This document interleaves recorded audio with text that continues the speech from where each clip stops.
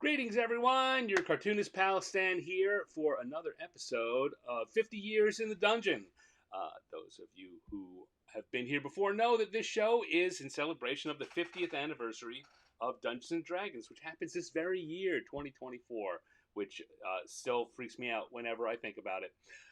But in order to do that, I've launched this show where each week I'm having a guest on. I've got a long list of well, I was about to say in my Rolodex, but no one knows what a Rolodex is anymore. I've got a long list of folks I know from the gaming industry, and I invite them in to come and have a chat with me. And while we're having that chat, I do drawings. I do a cartoon homage to a classic piece of D&D art. Now, last week I was working on, and each one from a different year. We're going year by year through the history of D&D.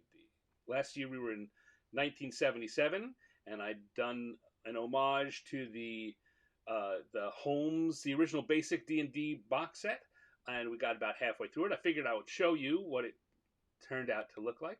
This was a finished piece from last week. You, those of you again who've been here before, know that we have a free newsletter. If you go to 50 Years in the Dungeon .substack.com, you can sign up for that free newsletter. And each month, at the end of each month, I'm going to pick one person who's subscribed and send them a signed art print of one of the pieces from that month. I'm pretty sure this month I'm going to do this piece because I like it very much. But we'll see. Also, you can be a paid subscriber. I'm not saying you need to be, but you can be. And if you are, you get a discount on buying prints. And if you're what they call I don't remember what an art lover subscriber, you will get one free. Well, not one free. Part of your paid subscription is I will send you one print a month, every month, no matter what. You don't have to ask for it. So that's how things work around here. Hello, Linnea. Thank you for showing up. Slides into the chat. Slide right on in. Hello, Dale Donovan. How do we know we are subscribed for sure? So if you go to that link that that address I just put up there, let me pull it up again, 50 Years in the Dungeon.substack.com. It should, if you're subscribed, it will say that you are subscribed. If you're not, it will say, hey, would you like to subscribe? And so the Substack is pretty good at letting you know if you're giving them money or not. So that's the best way to do it. Hello, Kevin Malka. So glad to see you here. Anyway, that is how things work in this deal, in this show. I guess it's a show. I should maybe dress up a little better. But so we've had some very nice guests, and this week I got a very, very special guest. He's been in D&D longer than anyone I know. He was my boss when I first went to work at TSR, and he is still one of my favorite people. So I'm going to bring him in right now, and that is Mr. James M. Ward. Hello, Jim. Hey there, buddy. How you doing? Hey, doing good. Thank you for having me on. Oh, it's a pleasure. It's my pleasure. And I know that the show in its own has gotten pretty good reaction just when I started announcing it, but it's got no reaction quite as big as when I announced that you were going to be my guest. Everyone's Yeah, very excited to see you. it sounds like it's a TSR reunion with all those people that worked there. I think I find funny is how many people that I either have or am going to have on the show come into the audience too. We all want to get together and hang out again. Sure. At the pizza. No, go ahead. You remember the Pizza Hut? Yes. We all used to go over there and chew on pizza. It was real good. Well, it was still Pizza Hut. Yeah, okay. Maybe the next door pub was a better choice. So, yeah, Steve Winter is. Can I figure out how to do this? There we go. Steve Winter's on. He says, hi, Jim and Stan. Hey, Steve. So Jim, clearly Steve Winter and Kevin Melka know who you are, and I know who you are. But there may be some people watching this, some younger people who haven't had the pleasure before. So why don't you just give us a quick introduction to the world of James M. Ward? Okay, it's probably people under 60 probably don't know me very well. I started with Gary Gygax in '74.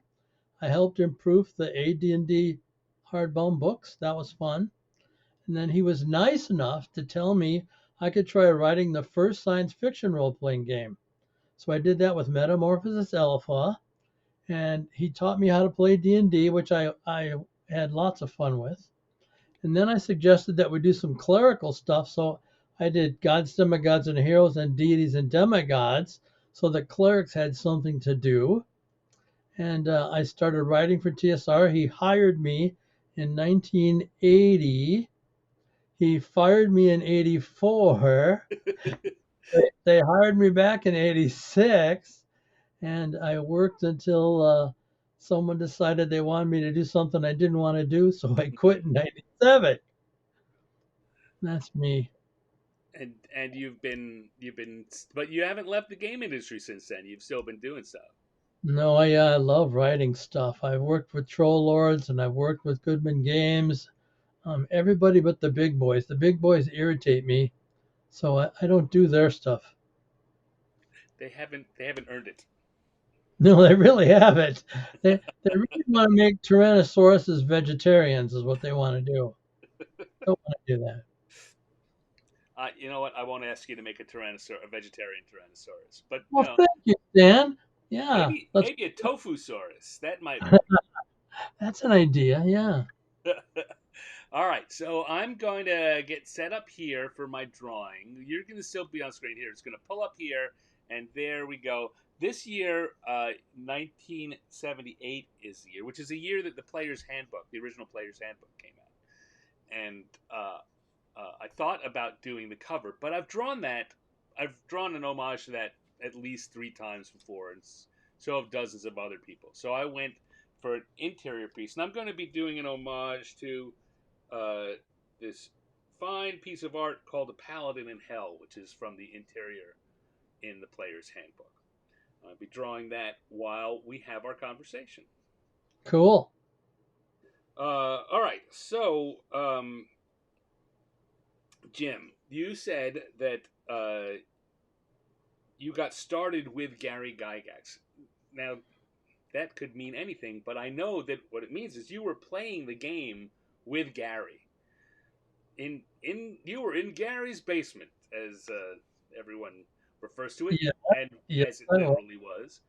Yeah. What can you tell us about that experience? Okay. It's the story I like to tell the most. So I'm just graduated from college, and every Tuesday I go to the smoke shop in Lake Geneva because he gets science fiction and fantasy novels in. And they're only 95 cents a piece, so I'm buying as many as I can get a hold of. So I go in there one Tuesday and I'm grabbing books off the shelf. I'm grabbing a Conan, I'm grabbing an Andrea Norton, I'm grabbing this or that. And this biker dude is right beside me. And he's got this blue jean jacket and he's got ripped pants. He's got one of these very long wallets on the chains that they wear. He's kind of scruffy. He's got a beard and half his hair, and so we both get to the end of the row, and we have the exact same 7 books in our hands, and we it's kind of funny. We start talking about what we read and what we're reading, and he says he has a game where I can be Conan and fight Set, and I was hooked like a fish. I said, "You do?" He said, "Yeah, we play every Saturday. Why don't you come over a Saturday?" And so I came over to his house and I met his kids and Brian Bloom, and we started playing D&D. I rolled out my first wizard character, and I've only used wizard characters since. They're so much fun. And he taught me how to play D&D. It took me 6 months to figure out how to use the dice. When I wanted a 20-sided number, I had to roll a 6-sider. And on a 1, 2, 3, you added 10 to the 10-sider, and that's how you got a 20. I couldn't figure that out at all. Yeah. And oh my goodness, that 4-sided die I never did figure out. I had to wait till they finally made a different set of numbers on it for me to figure out how to use it. But I started writing for him because he was trying to get the D&D game out there. So he was going So to college. what year is this we're talking about? 74. Okay. I'm very old. It's exactly 50 years ago. Yeah, exactly. And and so he was going to colleges and teaching people how to play, and I started going with him and running a second game for him, and we got the word out. We sold the first 1,000 box sets, and boy, I sure do wish I would have bought 5 or 6 of those, but I only had $10, so I only bought one. But they're going for silly money right now. You wouldn't believe how much cash a brown box set goes for. It's just crazy. And I told him, anytime you can afford my salary of $9,500 as a teacher, I'll come and work for you. And so in 1980, he gives me a call and says, Jim, I can afford your salary. Come and work for us. And so that's what I did. We loaded up the car and we moved to Beverly. Went down and lived back in Elkhorn, Wisconsin, my hometown. And I started work at TSR in the sales department as the inventory controller. I got to order all the D&D box sets and all the D&D booklets. And in those days, we were selling 100,000 a month. That's pretty good for those days. Hey, can I just go back a second to so you were when you met Gary, were you still living in the Lake Geneva area? I was substitute teaching. I was living in Elkhorn, that's my hometown, and I was substitute teaching because I just graduated from college. That wasn't paying very much, so my wife encouraged me to get a real job. So I wound up interviewing for a teacher job in Prairie du Chien, Wisconsin. And so in 75, we moved up there. But every holiday, Thanksgiving and Christmas and spring break and the summer, I'd come down and we'd live with my parents and I'd go over and play games with Gary. All right. So then in you say 78 he hired you or In 1980, 1980 hires. Actually no. Before we go there, so what was it like? What were the games like that Gary was running? What? Because certainly D&D is not the same experience that it was in 1974. it's very true. What was it? What was it like to play it at that table? What was the game like? Okay, that's a fair question. There wasn't a storyline like Dragonlance or Ravenloft or Al Qadim. It was just fight the monster, grab the treasure, fight the next monster. But the cool part was Gary's dungeon had a zillion levels. Gary was way ahead of his time when it came to designing dungeons. We never did the same thing twice.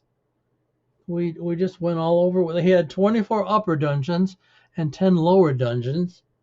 It took us 2 years to figure out how to get in the lower dungeons. The puzzle was so cool. It just was really tough to get into. But yeah, it was just find the monster, fight the monster, and clear levels. That's what we do. And we started clearing levels, and the problem with that was Gary figured out I don't like the fact that they're clearing levels. So he started repopulating the levels with bigger things. So we'd clear the kobold level, and then he'd put in orcs, and then we'd clear the orc level, and then he'd put in ogres. So it kept getting tough. He kept ramping up the toughness of his dungeons as time went on. But one thing he liked about me was Gary never got to be a player, which didn't please him at all. He liked playing as much as he liked refereeing, but in those days he had to be the main referee. So I would come down and I would referee Metamorphosis Alpha.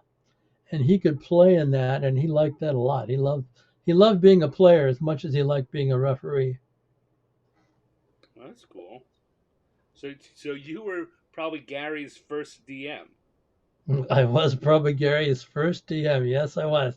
I only, of all the in 40 years of gaming with him, I only killed him once. He he opened a door and a ton of brown fungus fell on him and crushed his body. how how heroic. Yeah, he was a good sport about it. He rolled up the next character and he never let he never opened another door after that game. He had everybody else open the doors. So that's, I mean, that is certainly a difference. One big difference between then and now is you went through characters a lot more quickly. Like everyone's lots of stories about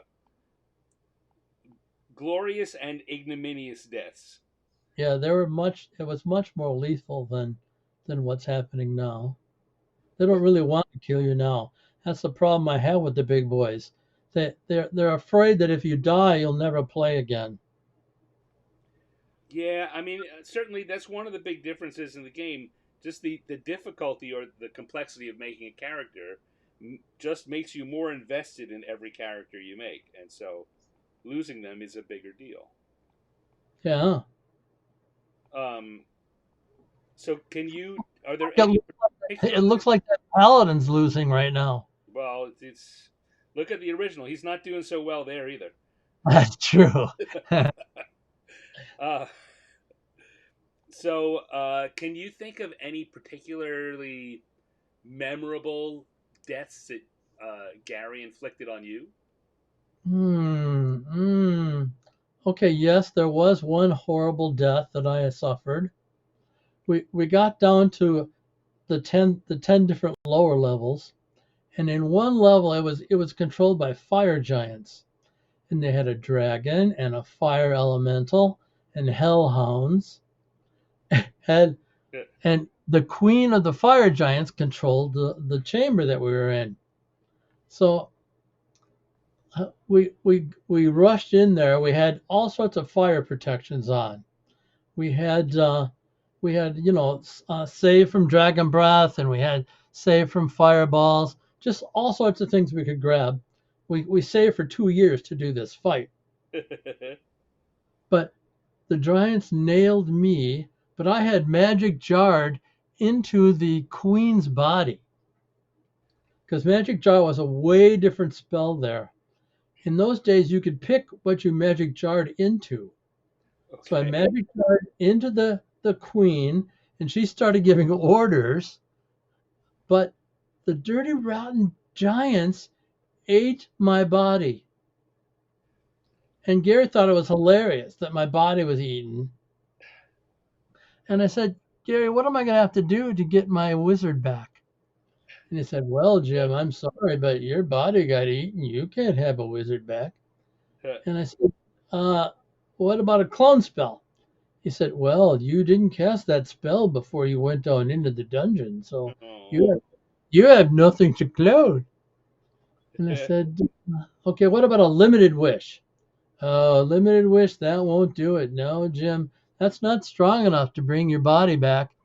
And even a wish, you have to, if you don't get that wish done in 10 days, it'll be too late. You'll never get the body back. I said, oh my goodness. So we did two special sessions. Gary always liked it when we ran two or three different characters because he was constantly playtesting his adventures. And so we couldn't always go with our best guys. When we did that fire giant attack, we all had 12th level guys, Right. but we all had our own batches of third level guys and sixth level guys. So we got a bunch of sixth level guys, and we had two special dungeon sessions. And I think he was just being nice, but we finally got a hold of a wish ring. And I had to give up a lot of stuff to my friends so they let me have the wish ring so that I could wish myself alive again. But that wasn't a pleasant experience. I didn't enjoy dying at Gary's games. I think you maybe now that you've come across some insight as to why the big boys are making dying less easy. I People don't suppose. like it. suppose. So was this character, was this Drawmage, was this the famous Drawmage? Famous Ramage, yes it is. Yeah, he was my fun wizard guy. I He got famous when he made Dramage's instant summons. I was down in the dungeoning around, and we really needed some health potions. And I said to myself, I have 6 health potions in my room at the inn. It would be really great if I could summon them here to drink. And Gary says, well, Jim, all you have to do is study for that to make it happen. Really, Gary, that's all I have to do? And he said, yeah, that shouldn't be a problem for you. You're a high level wizard. He made me not play the game for 3 weeks as my major character. And he made me spend like 20,000 gold to research Dramage's instant summons. But it really kind of put me on the map because I still get mail from people saying, we love Dramage's instant summons. It's a great spell.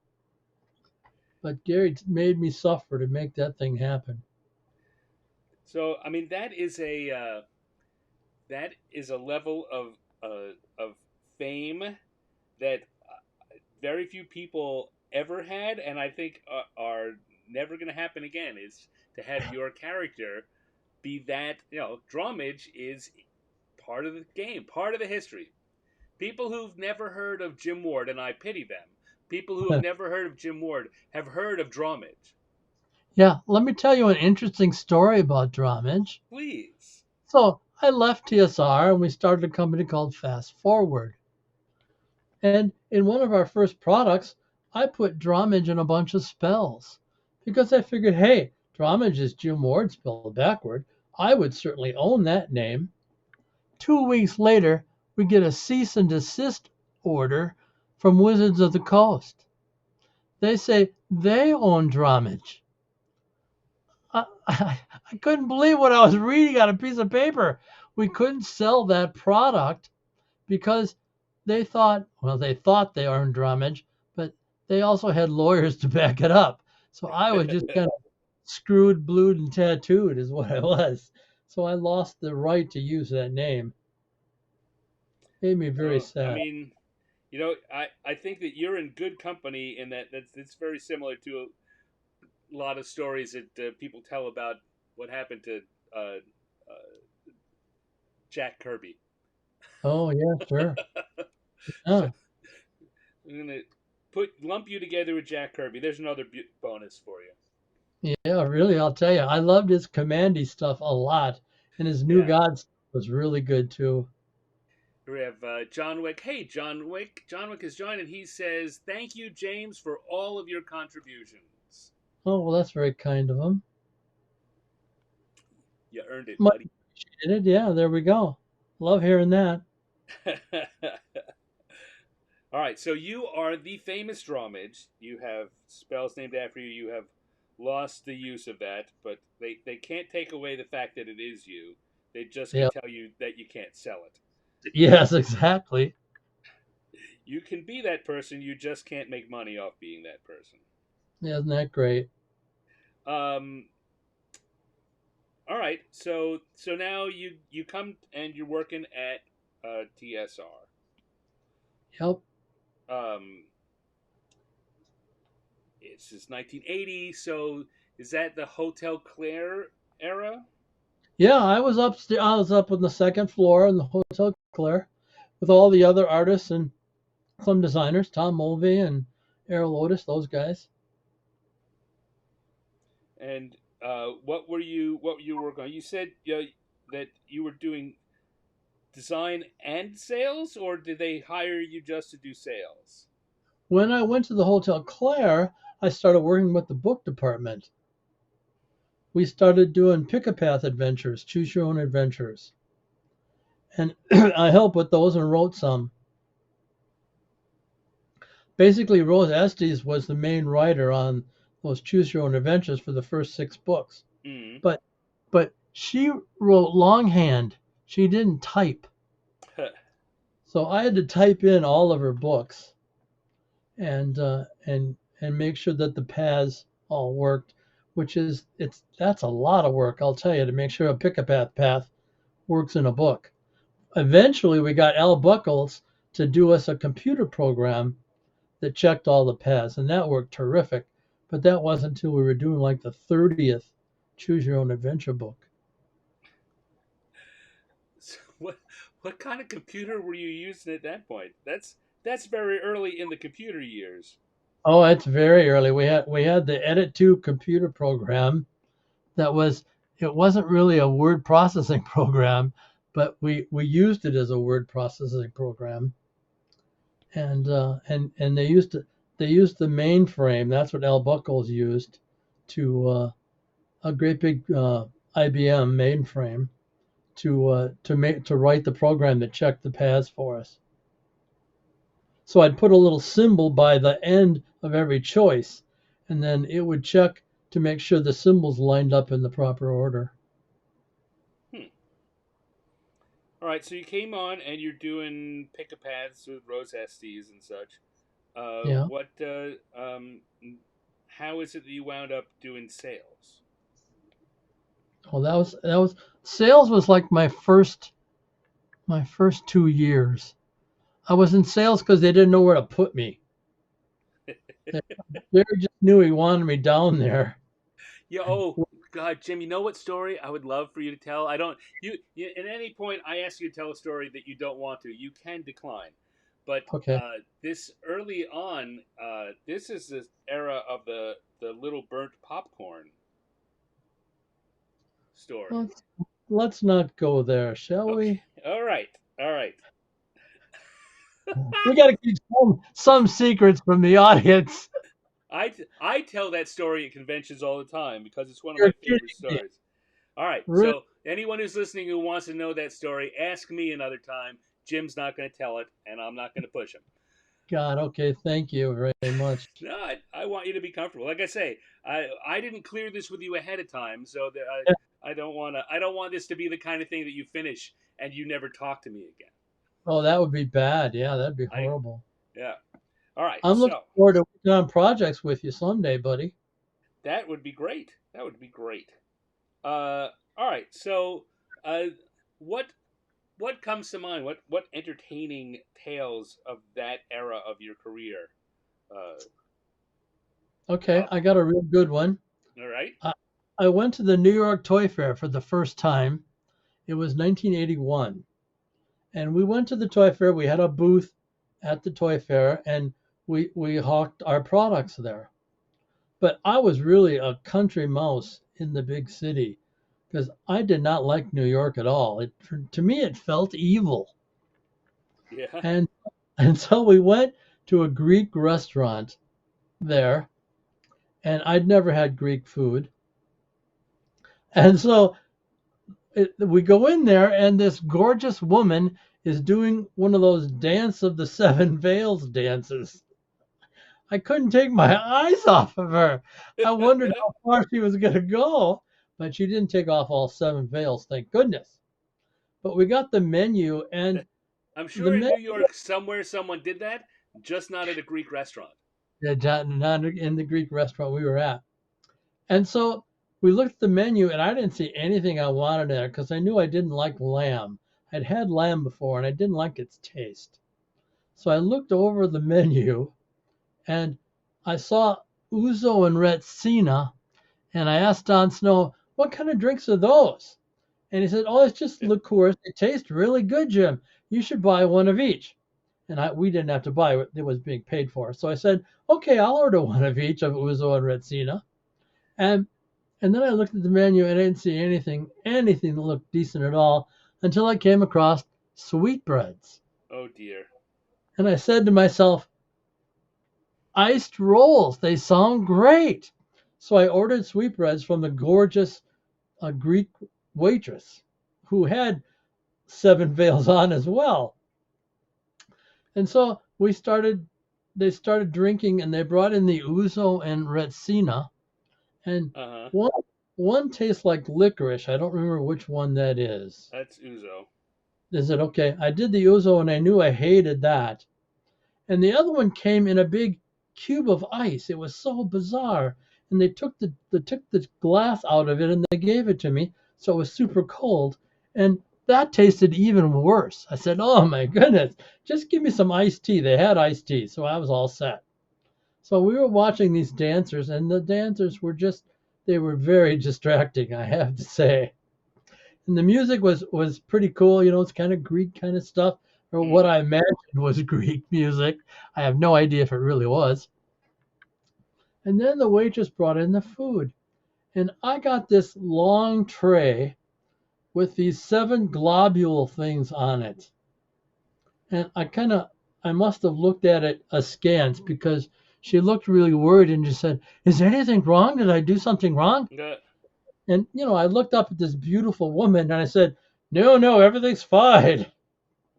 So there's these 7 globules on my tray in front of me, and everybody's eating and having a great time. So I put one of these things in my mouth. My mouth instantly knew that I should not be eating whatever this was. It was bad. It was terrible. And I didn't spit it out, but I put it in my napkin because I couldn't stand to eat it. So I just ate bread that night. And you so we're you didn't walking. have sweet bread. You just had bread. Well, I ate one sweetbread. I'm ashamed to say. I chewed on it. I didn't eat it or swallow.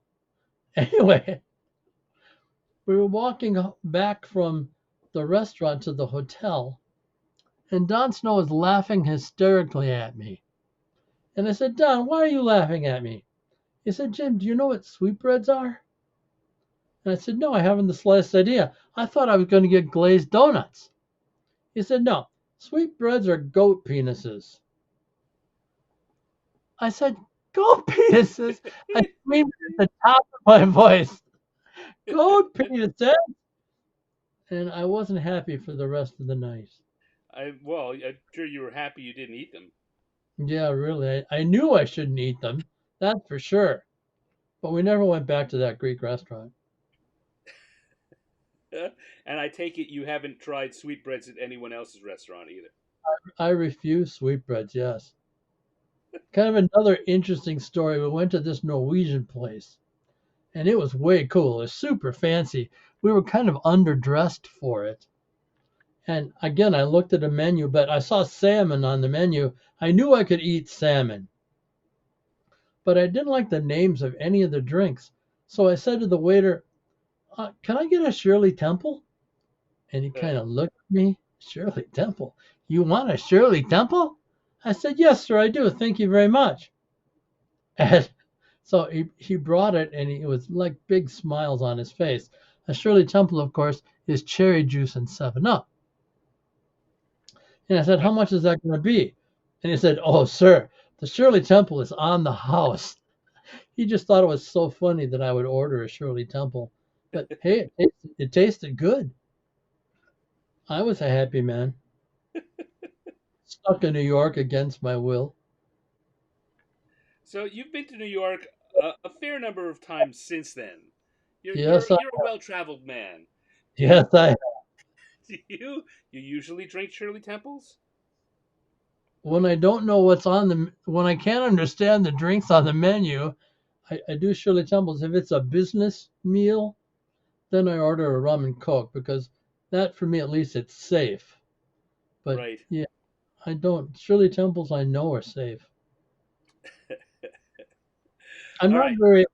very adventuresome when it comes to food. Well, you know what you like. Yeah, yeah, exactly. And it's not sure it's not sweetbreads. It's not sweetbreads. Okay. Those who are listening, take note. Things Jim likes, not sweetbread. There we go. Yes. All right. So you're at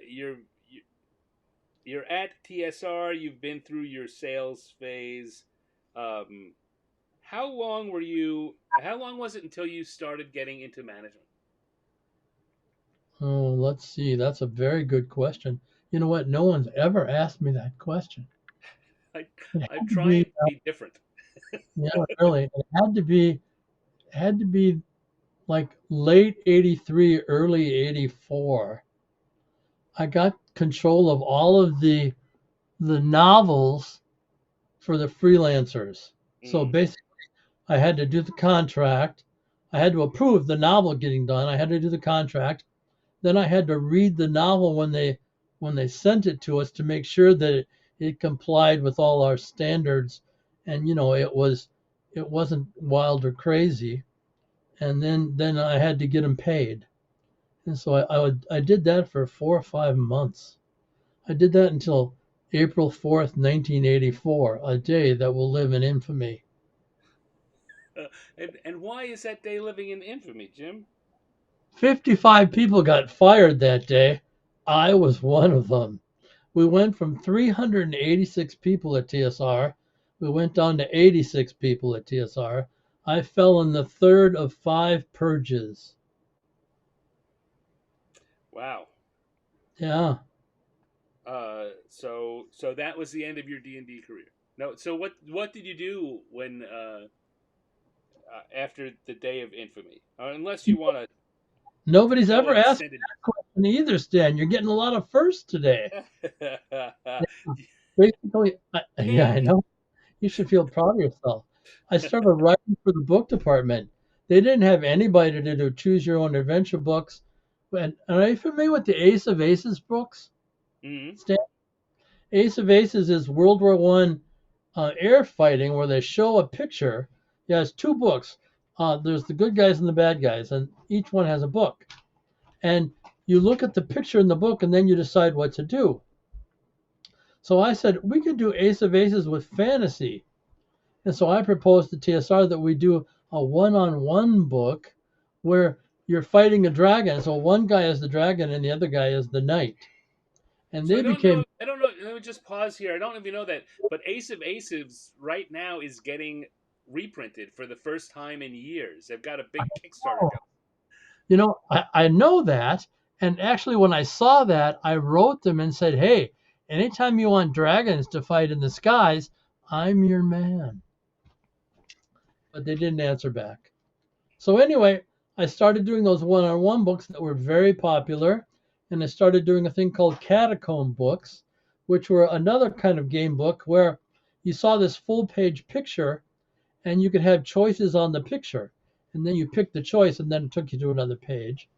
And then I was really lucky because they didn't have anybody to write the Conan Choose Your Own Adventure book, and I was an expert on Conan, so I started doing their Choose Your Own Adventures as well. So basically, I worked for the book department until 16 months later when a smart accountant realized that they were paying me more money in contracts than they would if they had me on salary. So they hired me back, and I foolishly said yes because I wanted a monthly check or a weekly check instead of a freelance check. You know how that is with freelance money, Stan. I have an idea what you're talking about. Yes. Yeah, it's feast or famine. You either got some good cash or you got no cash. So Yeah. that, yeah, Let me take a pause there to say, folks, if you sign up for our free newsletter at 50yearsinthedungeon.substack.com, you get you get all the art that we're doing here sent to your inbox and lots of behind the scenes stuff. But there is a paid option. You can become a paying subscriber, and that has extra bonuses. One of the bonuses is that I get paid more frequently. I don't know how that helps you, but it makes me feel better, so I thought I'd bring it up. and Please Stan, continue with your story, Jim. no, Stan, can I ask how much is that paid subscription? The paid subscription, there is a $5 a month level, and there is a I think it's $5 a month, uh, uh, and then there's a Oh, I shouldn't have asked that an question. annual. So you can pay that either as a monthly thing or an annual thing. Oh, it's $8 a month. It's $8 a month or $80 for the year, and then there's a 170 $5 annual. That's the one where you get a uh, you get a signed art print every month for the 175 a year. For the 8 a month, you get access to some other free stuff, and you get a discount if you want to buy the prints. That sounds great. It's a pretty good deal, I think. Yeah, I've got a Patreon account kind of like that. That starts out at $7 and then it goes to $12. So, what is your Patreon, uh, Jim? So we can maybe get people to that. It's I think it's my web address, my email address, sirjmw at AOL.com. I think that's my Patreon account. All right. So look for Patreon. Probably going to be JM, patreon.com/SIRJMW. yeah, at Sir AOL. JMW, James M. Ward. Yeah, Look for that's Jim there. And you know what? I will try to remember to look at it for sure and put it in the show notes so people can look it up I afterwards. appreciate that. And why don't I do one more bit of business? Please do. Let me get this on here. I'm moving it around. I'm moving it There around. we go. Oh, look at that. Almost there. There it is. Okay, so Yeah. I have 40 years of shorts. Oop, come on. There we go. It's called Wolfoid, is what it's Wolfoid. called. That's why I'm trying to get on the camera. I'm All right. failing miserably. There we go. Wolf, Wolfoid. Wolfoid. Wolfoid, it's 40 years of Jim Ward short stories. Wow. And you can get that on Amazon or Bookapee. I really like Bookapee.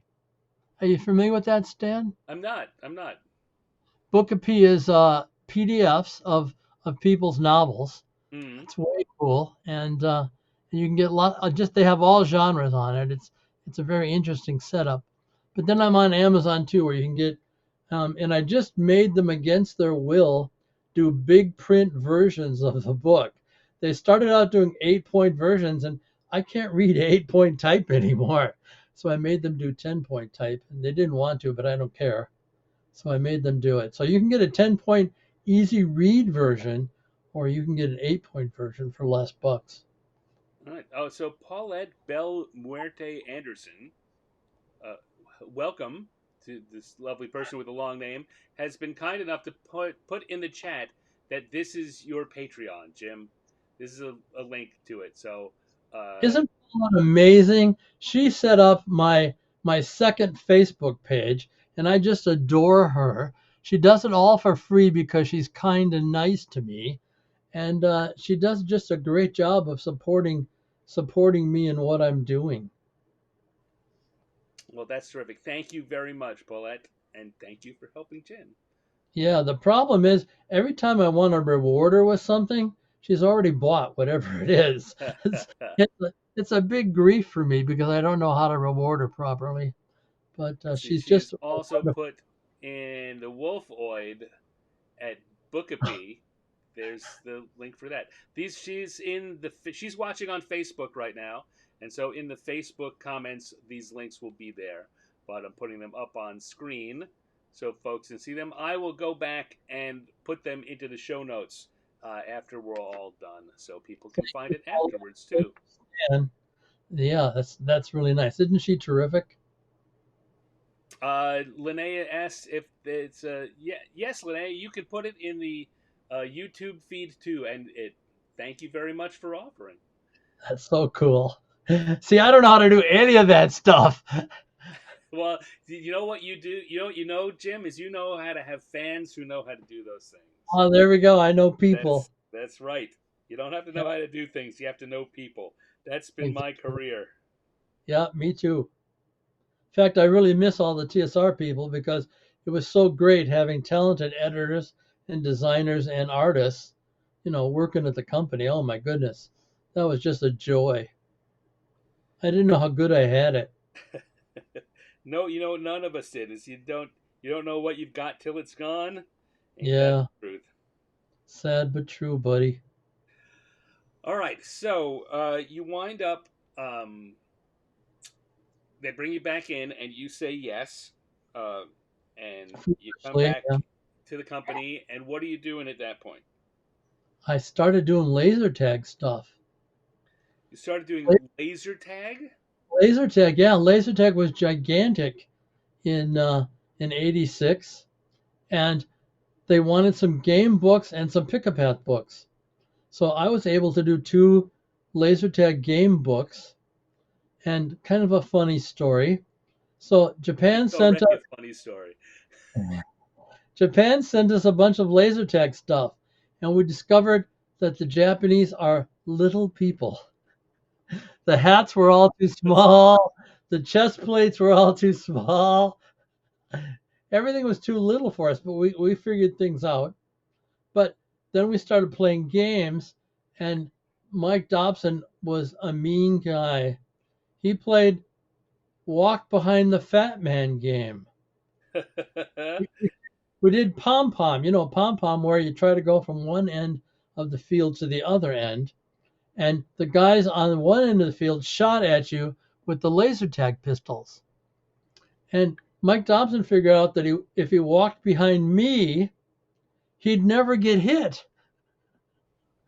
You were his human shield.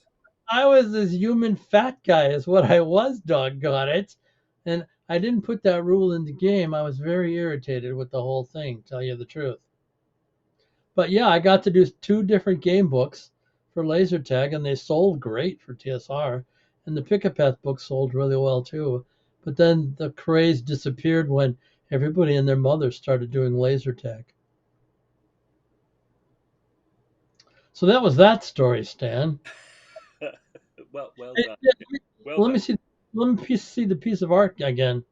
All right, so there's where we're at. I turn the sketch part off. You can see that's Do you where always, so do far. you always do the arms first? What? Do you always do the arms first? No, basically I let me turn the finish off. I rough out this sketch so with the basic shapes, and for me I say this in my other live stream all the time. I I look at the areas that I feel most confident in, that I'm confident that this is laid out exactly right, because then I can build the rest of the drawing around it. Right? Oh, If I start in an area that I'm not sure about, that might have to change, and anything that I draw based on that then also has to change too. So in here, when I started the the knight's head and attacking arm, I was like, all right, I'm confident that those are going to be right, and so from there, I'm now kind of building around it as I. okay. So let's see the picture. Can we see the picture?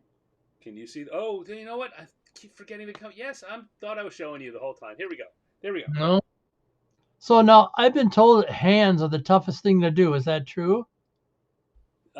Feet are pretty tough too. Well, hands hands are hard because if you get them wrong, people just feel it. Right? You get they're a like feeling when stubby fingers, yeah. and they do a lot of weird things. Right? And you've got to be able to get that. And I tell you, for me, uh, and for a lot of cartoonists I know, finding your own shortcut, your kind of shorthand for Uh hands is a huh. thing. And so my hands may not work exactly the way reality works, but it looks right and it fits my style of drawing. And is And that what artists always, cartoon artists especially, only make four fingers instead of five? part of that is because, yeah, it's also because it comes out of animation where there's just a lot. It becomes harder to make them all work together, and Hmm. that segued into newspaper strips, and now it's just kind of an accepted shorthand. Some people hate that. Ed Stark hates that. Every time I do a drawing and it's only got three fingers, he lets me know about it. But Yeah, Ed can't even draw, can he? no, but he knows what he likes. Oh, geez, I can't believe it. I would never comment on your art ever, except that I like it. Well, Ed and I have a long friendship, and he's welcome to comment on things when he wants. I, He knows it. I'm also free to ignore it, so there we it, go. it works both ways. That's the important part. Yes. Um, All right, let's get back to you, Jim. That's an Uh, interesting idea. hmm? It's an interesting idea to get back to me. Yeah, well, you are the man of the hour. So That's a fun. at some point, though, you stopped doing so much uh, creative work and started being a VP. Well, they always made me do creative work, buddy.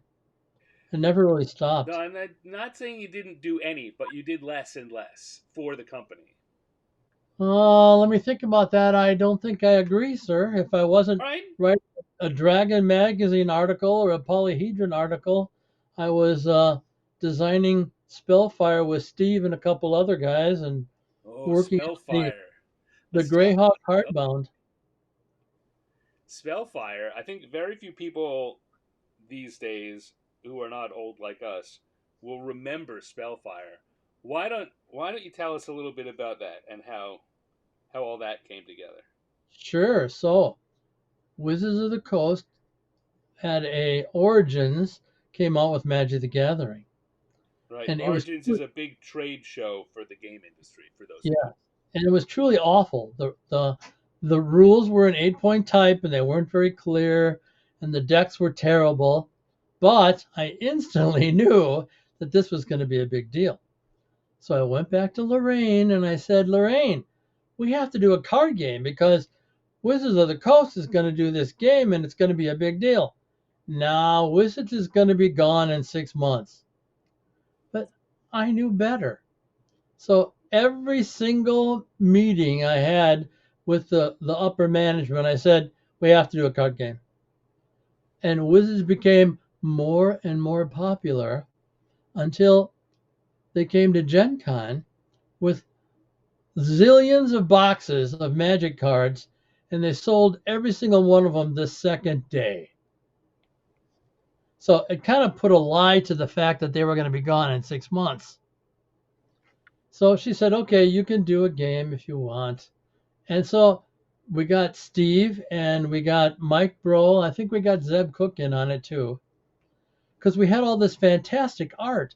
We had unbelievable TSR art from the greatest fantasy artists in the world. I have to tell you, I think I think that Larry Elmore and Clyde Caldwell and Keith Parkinson and Jeff Easley, amazing artists. Just we were Indeed. so lucky to have every single one of them. So we had hundreds of pictures that were wonderful and perfect for cards. So we put together the second card game into the market. And the first year we made $30 million. 30 And this million bucks. it's really interesting. I think one of the most interesting thing to me about Spellfire is how poorly the the audience, the fan base, understands how well that game did. It's not remembered that way. Well, it did so well that Wizards of the Coast didn't buy TSR for D&D. They bought TSR to put an end to Spellfire because it was major competition for those guys. That's Yeah, your story, and you're sticking to it. my story, and I'm sticking to it. So anyway, we put that together, and the first set it sold pretty dang good, but it didn't sell great. So we said, what can we do that Magic isn't doing that we can do it to bring on some more interest in the game? And one of the things Magic wasn't doing was it was impossible to identify a rare card. You couldn't tell from the card itself that it was rare. And I said, well, we can do something about that.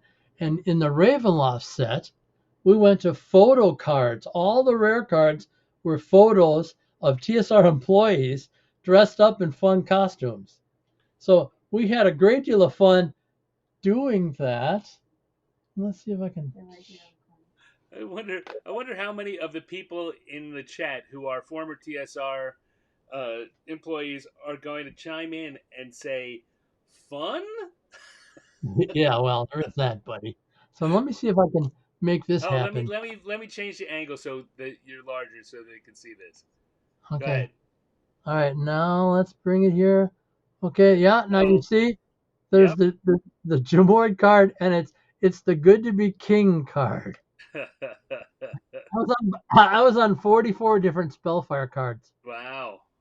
but this one, no, no, the one in the white shirt was a Yeah. promotion card that you could only get if you were a distributor and a retailer of the game, and then the other was a rare card that was in one of the games.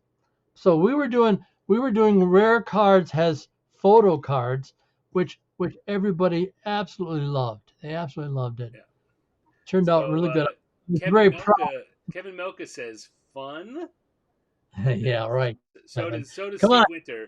Oh, Kevin Melka also says, "Where's the ugly princess, Jim?" Oh. Okay, so Cindy Rice, and I can say this now because she's not an employee. Uh, She was an she was and still is an absolutely gorgeous woman. And so this is true. She's a good friend of mine. there we go. And so for some bizarre reason, they started doing joke cards, and the ugly princess card was Cindy Rice in dress, and she didn't look ugly. I think that was the fun of the card. And So the Cindy Rice did a card called the Fair Princess, yes, and it was a picture of her in a traditional kind of long pointy hat with a veil. She hated yeah, that.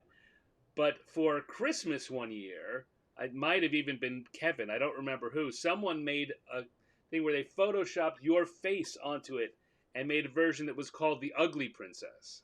yeah, I don't remember that one, Really, Stan. really, I Really? may have one of those around here, not within reach, but I hope to God not. yeah, No. no. Cindy was the fair princess. Yeah, she was. I must agree.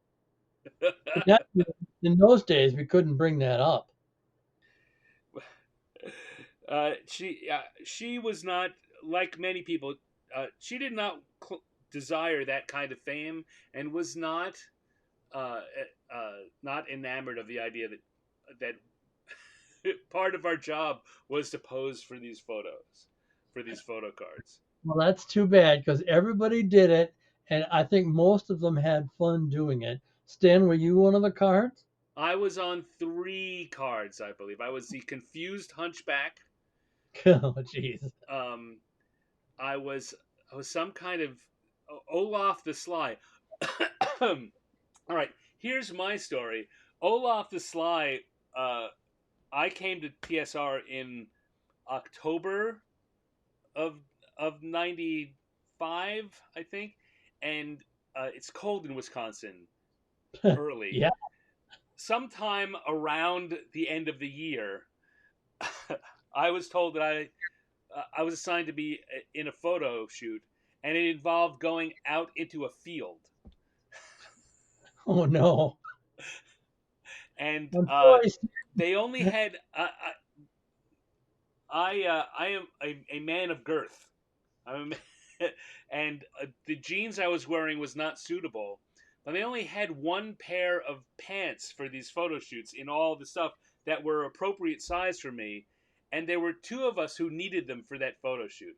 Oh, So geez. within the first 3 months that I was working at TSR, I was out in a field within view of what was that County H that ran through one of the county roads, and it wasn't right along the road, but it was certainly within view. And I'm stripping down to my shorts, changing pants so I can be Olaf the Sly in, you know, 18-degree weather. Isn't that amazing what we do for TSR? I got a good story out of it anyway. Yeah, really. Yeah, me too. I got lots of good stories out of those. And I want to point out that I always bring up the fact that I wasn't the single designer on that game, that I had help from three other really talented people. And Steve Winter was one of them who's listening right now. He is. He is. Um, wow, we are getting near an hour already. All right, let's. Jim, I may have to have you on again later on just for the fun of it because we're not going to get through half of the stuff we could be talking about. Oh my goodness. What But this let's go a time? little more, and then we can wrap it up. I don't want to take up too much of your time. You're very generous to come on Okay. Dan, there's no time limit here. We'll go as long as you want.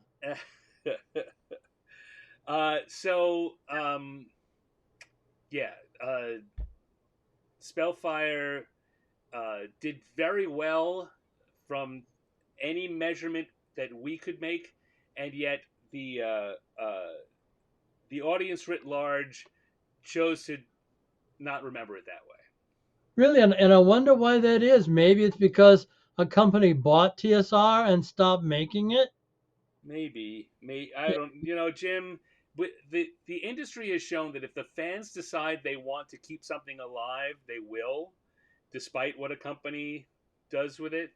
I'm very proud to point out that every year at Gen Con, they run a Spellfire tournament. Every year. Success.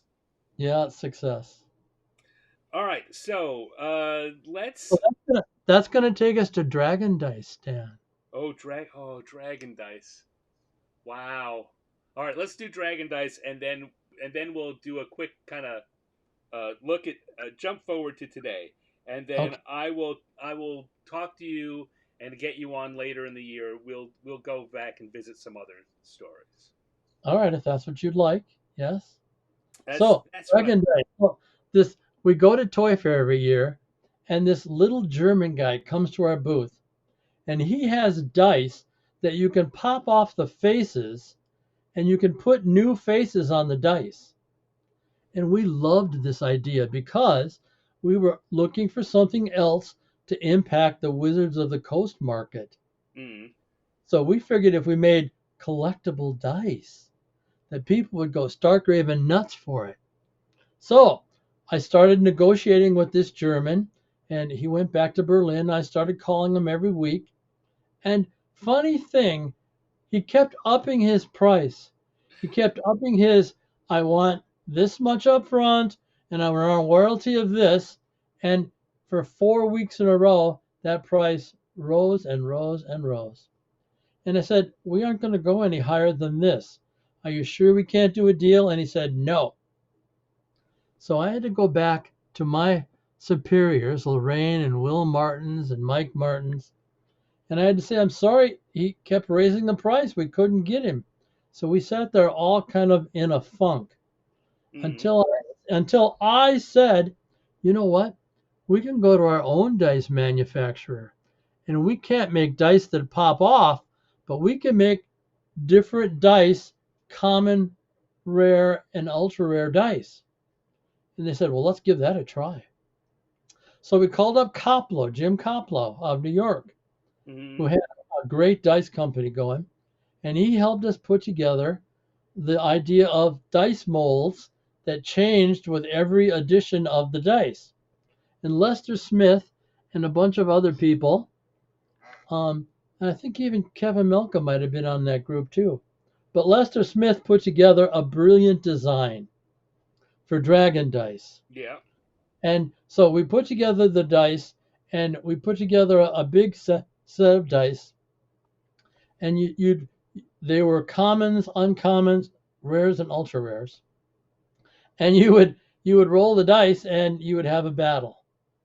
And so the first set sold really, really well. We were very pleased with the sales.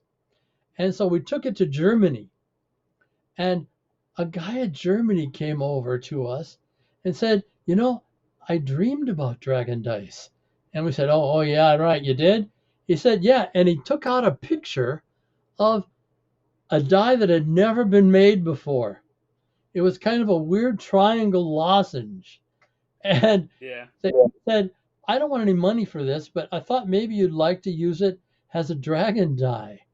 And we did. We made the die with Jim Koplow, and he didn't take a penny. We did a contract with him, but he didn't want any money. He just wanted each one of those dice when we made them.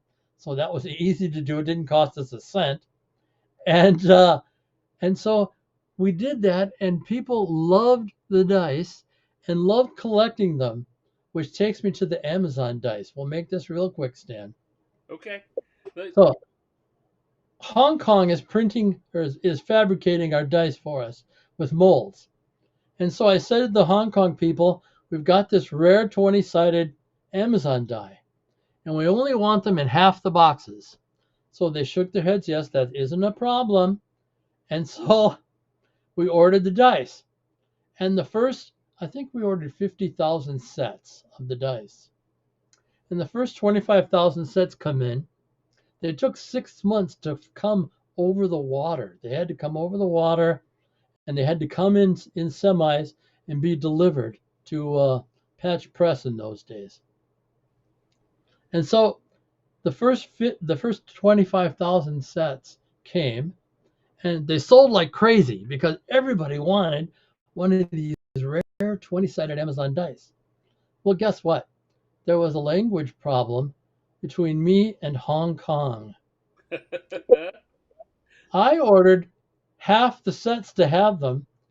They put them all in the back half. So the first 25,000 sets didn't have any Didn't rare have Amazon, none. but they all sold like they did. They all sold out instantly. And so when we got the next 25,000, they sold out right away too because everybody wanted these 20-sided dice. And they sold out right away too. And because of a mistake in the set, the all 50,000 sets sold out right away. And so So that was my for those who haven't didn't pick it up from what Jim said before, basically Dragon Dice worked the way Magic does, in that there's a different level of rarity. Each set had a wide number of unique dice, or different die characters, the same way there'd be Magic cards. And when you bought a box of them, you got a randomized collection of some of them, and you would use that to put together your army the way that in playing Magic or Spellfire you'd put together a deck. Yep, that's exactly right, Stan. Good job. Did you work on that project at all? I I was the editor for the Dice Commander's Manual, Oh, okay. and I worked with Bill Oh, Omsdahl designing a one of the latter sets that I don't think wound up getting made. okay. Tell them what the Dice Commander's book was. Dice Commander's Manual was a book that basically it had all of the dice. Did a write up. So there was a world that went along with this. There was at least one. There was one novel that was written for Dragon Dice, and so it was the book you needed to get the entire view of what was going on. It had a checklist. It told you what all the dice were. It showed you what all the faces were. It had the rules written out and FAQ section. It was basically, if you were going to be playing Dragon Dice seriously, this was the reference book you would want to have.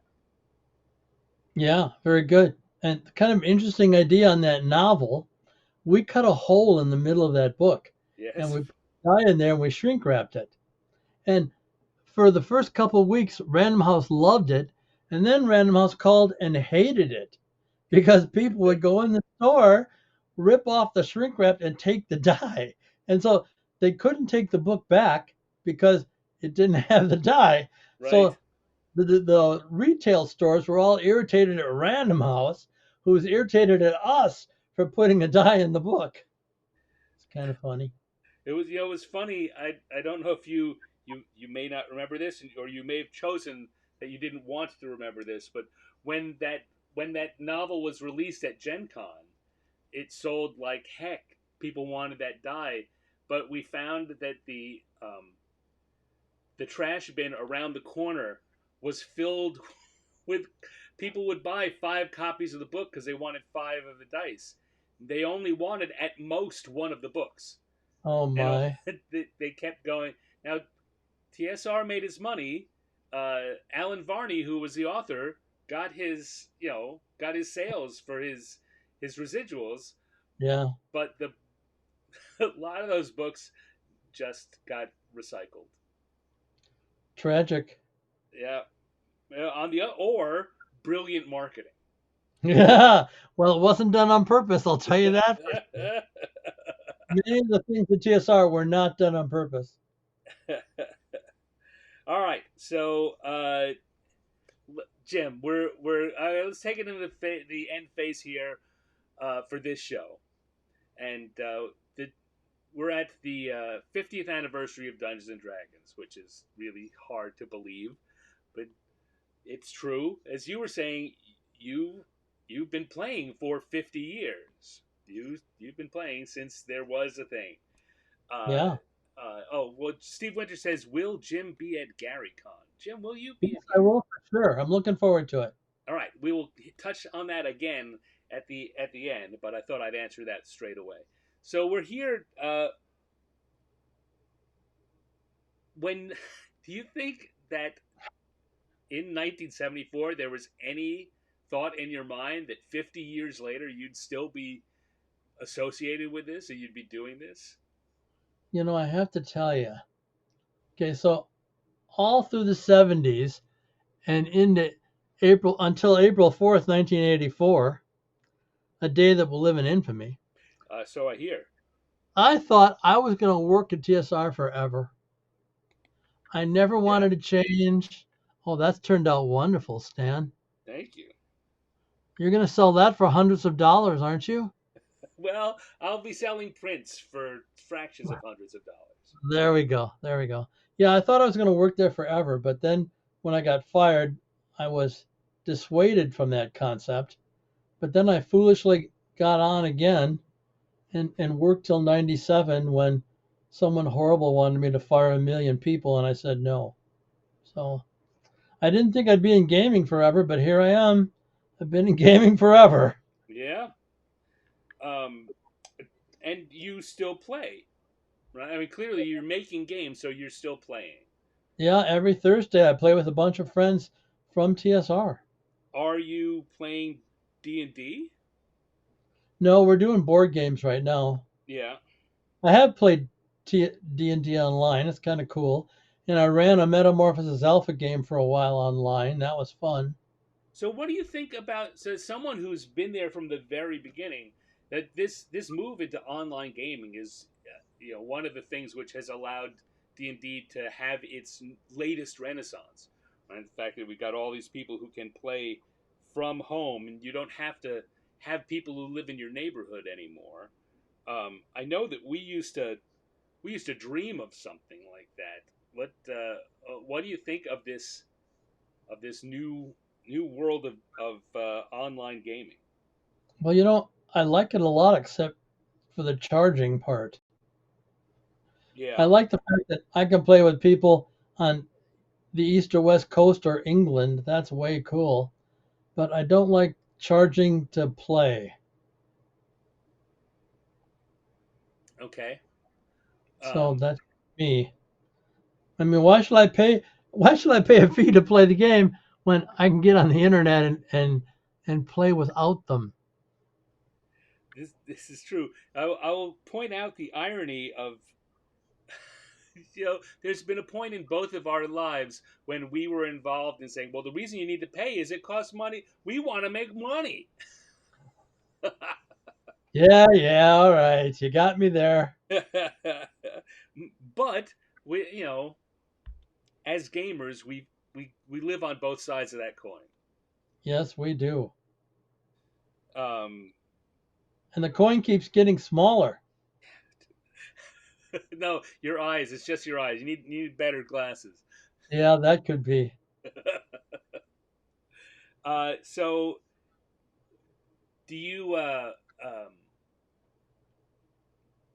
do you have any ideas of where the game might be going in? Oh, Now, let's yeah. say the next 50 years is a big leap, but in I'm positive I know where the game's going. well, will you share that with us? I'll be happy to.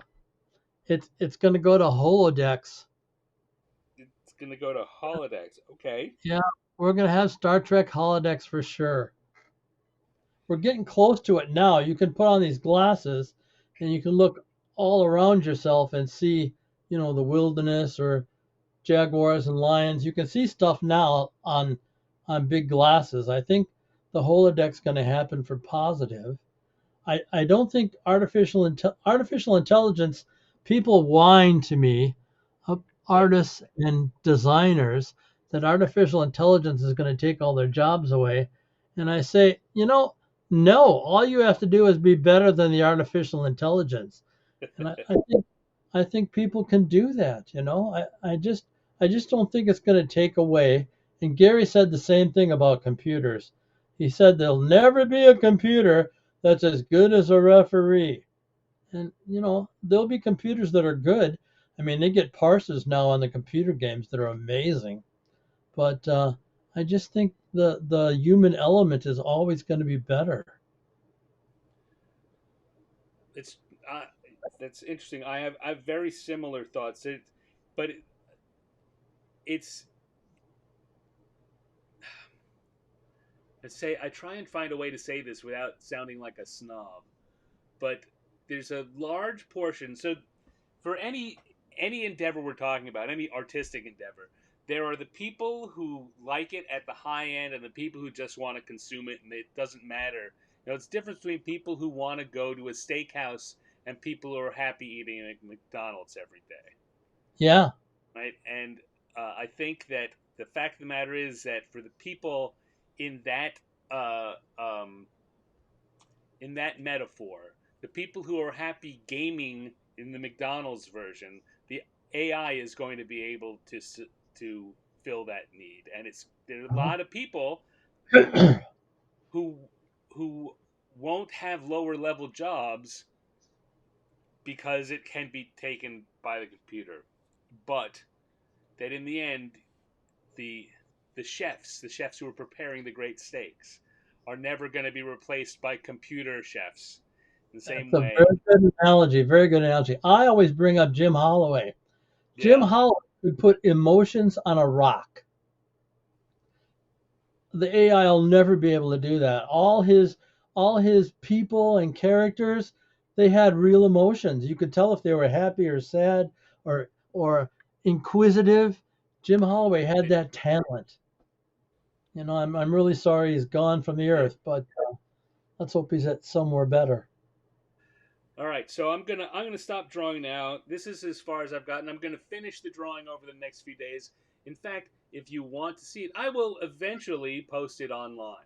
But if you want to keep up with what's going on with it, then that's the kind of thing that you really want to subscribe to the totally free version of 50 Years in the Dungeon at There we go. substack.com. Did we have a lot of people listening to us online? We have had it's a dozen to 2 dozen people in the live while we've been doing this. It's gone Is up and that good? Is that good? that's good. Yes, I All think that right. you probably hit my high mark so far with you. I'm sure that a lot of people will watch this on replay too. Cool. Um, yeah, so it's a free newsletter. Please sign up. You'll be able to see this as it's completed. You'll also, if you go for the paid version, you will get the the process video. So you can watch the whole thing appear out of nowhere, and you'll make me a happy Stan. And Uh, Stan, please send me on my AOL address a yes, paragraph so I can put on my Facebook page how you can review this post. sure thing. I will do that. I will definitely do that. So I'm going to take this off the screen now. I said that's as far as we've gotten. That's not bad for an hour. Mm, that's a pretty good drawing. It's terrific. Um, so take that off and make it just you and me again as we go into the wrap up. Jim, I really appreciate you taking the time to come and chat with me and My share this pleasure. with folks. Yeah. Like I say, that we've only scratched the surface of Jim Ward. I don't know about that, buddy. Uh, Jim, you've got a lot of surface. So let me tell you. Uh, so we'll talk about it. I'll try and have you on again for a future show if you're amenable. Sure. Uh, so once again, you are going to be at GaryCon Yep. coming That's up. the only show I go to now. Hmm? That's the only show I go to That's now. the only show. So if you want to meet Jim in person, that's it. Well, Yeah. or you could show up at his local Culver's and buy him a lunch. Be Uh, sure and bring something to sign if you're going to meet me at GaryCon. Um, what else have you got going on that people might like to know about? Ooh, excellent question. I have this little piece of paper here. Ooh, I'm working on two different novel trilogies. yes. The first one is called The Cursed Brigade. It's about a Virginia National Guard army unit that's cursed and sent back to a magical ancient Egypt. Okay. We're writing the book two in that series. And then Wizard Ascending is called a game light book where I have game material in the novel itself. And that's a trilogy. And we're working on number two in that trilogy. And they So can get that if I send them through your um what was it, your Amazon site or your Bookapy site, they can find those things. yes, they aren't out yet. They won't be out until July, but they will be available. And I'll have it marked up on my Facebook page and any place else I deal on the next time we're talking together. Great. That sounds terrific. All right, so I'm going to take you off screen and hold on, Jim, because I want to say goodbye to you when we're done. But I'm going to pop off here to just me and say thank you, everyone, for tuning in for another episode of 50 Years in the Dungeon. We just hung out with someone who has spent 50 years in the dungeon. I'm only at 46, so I'm a piker. We had a lot of fun, or I had a lot of fun. I hope you did too. This will be available for replay on YouTube, so that's the best place to go to look for it. Please, again, consider signing up for the free newsletter at 50yearsindedungeon.substack.com. We're getting near the end of the first month of this, so in a couple of weeks, maybe even next week, I'm going to be picking one of the subscribers from amongst the free subscribers and everyone who will get a free art print of one of the drawings that I did for the show this month. So now's a really good time to sign up. You'll get your name in the drawing for that piece. You'll also have the opportunity, if you'd like, to buy one of the prints. And I'll, of course, explain that in the newsletter. So please, 50yearsinthedungeon.substack.com. I want to thank Jim Ward for being my guest. It's always good to get to chat with him. I want to thank everyone who showed up here in the chat room. Kevin Melka and Linnea, Steve Winter, Dave Lemon, Bella Muerte, uh, and let's see, John Wick was here for a while. Dale Donovan, I know, was here. And all of you who were in watching that didn't chat, that's quite all right. We're happy to have you here, but you're always welcome to join the chat when you like. Those of you who are watching on replay, please, or when you're watching anywhere, please give it a thumbs up or a heart or a like, whatever platform you're watching it on. Please, please, please give me a like. These are the kind of things that help. The reason it helps, and I don't know that other podcasts explain this, the reason it helps is it makes it more likely that the show will be suggested to other people. It's not just that I want you to tell me you like me. I know you like me. It's not that, but the scary algorithms everyone talks about it. That's the way it works. You hit the like, you leave a comment, you share it with a friend, and that tells the systems that this is the kind of thing that people like and they should share it with other people. And we want everyone to come in and join us for this. I will be back next week with another episode of 50 Years in the Dungeon. Off the top of my head, I don't remember. Oh, I believe my guest is going to be Skip Williams. Still firming that up, but Skip is going to be a guest in some week coming up soon. So you may want to join for that. Another person who's got a long involvement with the game. And I'll, of course, be doing another piece of a cartoon homage. Look for my Instagram. It's instagram.com/Stanex if you want to see this finished piece when it's done sometime next week. I'll put that up on my Instagram. Again, if you're on the newsletter, you'll see it sooner than that. And it's free. I gotta keep saying free. So that's all for now. Thank you, everyone. I'll see you next week. And till then, roll for initiative.